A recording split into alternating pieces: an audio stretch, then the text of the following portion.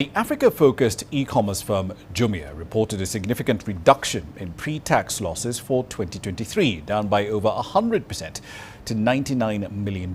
And remember, this is happening in a year when most of the markets that it operates in were battered by record inflation, much weaker currencies, and double-digit interest rates.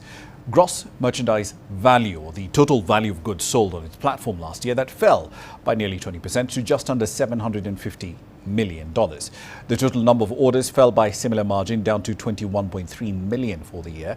The firm reported a significant reduction in operating loss for the year, down 63% to $73 million.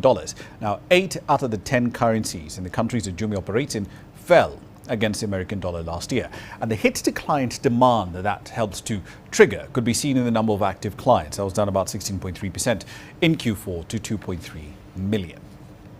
Now, some hours ago, I spoke to Jumia's CEO, Francis Dufay. When he logged in from Abidjan, I started our conversation by exploring how much of that decline that we've seen in orders and revenue could be attributed to the economic upheaval in Nigeria and Egypt.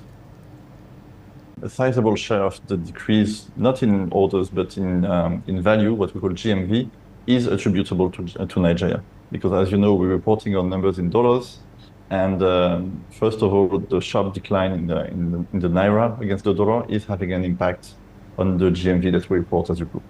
So that's purely technical, and that's definitely happening. That definitely had an impact in 23. And then the whole economic situation in Nigeria is, of course, impacting us. It's impacting our suppliers. It's impacting our customers. Purchasing power is down.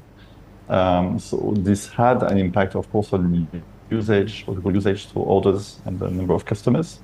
But I would say we remain very confident and optimistic for the future of Nigeria. It remains a very, very big potential market for e-commerce with still relatively low penetration. So it's a market on which we're going to focus a lot. We're going to invest time and efforts on that market, and we believe there will be very nice upside in the midterm.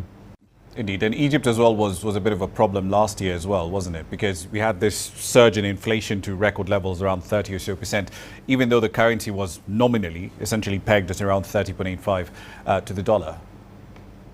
Yeah, and we all knew that the real rate of the currency was quite different. And actually the market had adjusted to the real rate, just like in Nigeria and just like in any country where the currency is pegged.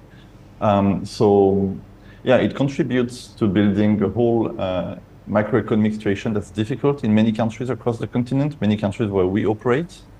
But I think we at Jumia, we have strongly adapted our business model so we can manage and we can navigate in that kind of environment. So we're having countries with, 50% inflation, nearly like Ghana, where we're managing to grow double digits. And even Egypt that you mentioned, or Nigeria that we just discussed, remain market where there's such a huge pool of consumer demand. These are huge potential markets for e-commerce, and we're still confident for the longer run. Indeed. And in fact, just as we're speaking now, some of the details on this new agreement that Egypt has with the IMF, $8 billion coming in, and they've also managed to devalue the currency a fair bit. Even at the same time, the base rate for the central bank has gone up by around 600 or so basis points. So net, you're still fairly bullish on Egypt. Yes, because just like Nigeria, these are markets that are still relatively underpenetrated for e-commerce. So even if the overall market size is not increasing, we have the opportunity to increase our share of the market, to take more of the retail market as e-commerce. So we have to be bullish. We should be bullish on those two markets.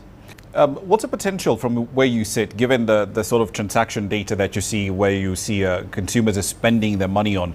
What's the potential market value of buy now, pay later services in the 11 markets that Jumia is operating in? So it's something that's fairly new across Africa in general, particularly sub-Saharan Africa.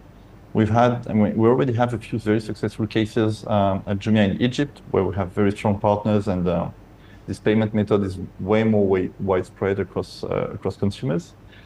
We're seeing a wave of new players entering this segment, this payment method across sub-Saharan Africa. There's very strong demand from consumers, obviously, and we're going to catch that wave. So we're already working with some of them, so we can offer those payment methods to our customers in the coming weeks and months. But I do believe it's going to be something extremely relevant across the continent. We're talking to lots of cost-conscious customers across Africa, obviously. They also want to acquire a smartphone or fridge or a TV, I mean, relatively expensive goods. And buy now, pay later is a very, very relevant method. So to enable a large part of our customers base to access to the right products that they need. So how are you integrating this into the business? Because there's Jumia, the storefront, and then there's Jumia Pay as well. Yep. And presumably there's someone on the back end, a credit firm, for the sake of argument, who'll provide the credit facility. I'm just wondering how exactly this then integrates together and who handles credit risk, for example. So at Jumia, we're an e-commerce platform. So we do logistics, supply, and we manage payment from some customers to vendors, but we're not in the business of underwriting credit. It's important. So we're working with partners who are underwriting credit, who are specialized BNPL consumer finance partners, and we're integrating them to Jumia Pay so they can be available on Jumia's checkout as a payment method.